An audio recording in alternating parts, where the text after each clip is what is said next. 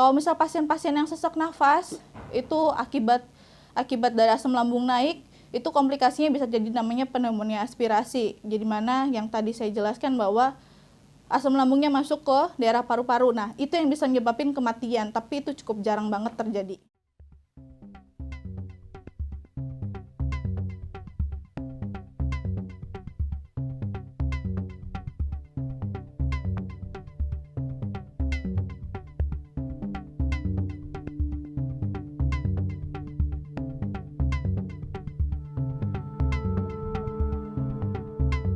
Ya, penyakit asam lambung itu banyak jenisnya.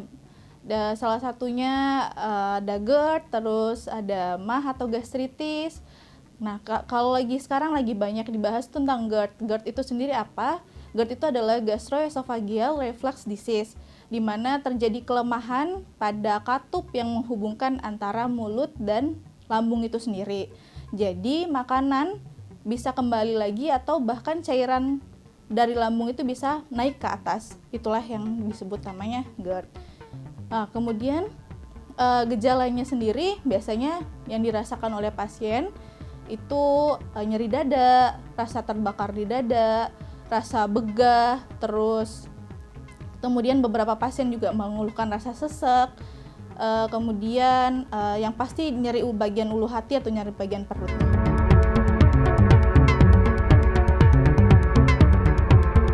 Sebenarnya kalau kayak GERD sendiri itu komplikasinya ada banyak karena memang sifatnya asam lambung yang seharusnya berada di lambung tapi justru naik nih ke daerah kerongkongan, kerongkongan kita gitu. Nah, akhirnya itu bisa nyebabin iritasi pada namanya daerah esofagus. Kalau iritasi pada bagian situ itu bisa menyebabkan beberapa penyakit. Kayak contohnya adalah esofagitis. Esofagitis itu sendiri adalah infeksi dari esofagus itu sendiri. Kalau adanya infeksi pada esofagus, itu bisa menyebabkan esofagusnya menyempit, yang kita sebut namanya striktur esofagus. Atau bisa juga menyebabkan luka di esofagus itu sendiri, yang disebut namanya ulkus esofagus. Kemudian ada lagi nih gejala yang sering pasien keluhkan ya, kayak seperti nyeri dada gitu. Apakah itu berarti nyeri dada menandakan suatu kelainan pada jantung seperti itu? Tapi ternyata GERD ini atau asam lambung ini itu tidak mempengaruhi kondisi jantung itu sendiri seperti itu.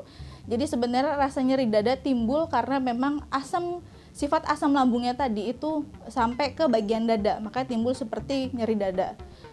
Seperti itu kurang lebih. Jadi sebenarnya kayak apakah nyebabin komplikasi ke daerah jantung atau paru-paru? Sebenarnya komplikasinya tidak langsung mengarah ke bagian organ situ, tapi lebih tepatnya di daerah kerongkongan tadi karena di situ ada jantung dan paru-paru, makanya pasien biasanya mengeluhkan sesak nafas dan nyeri dada.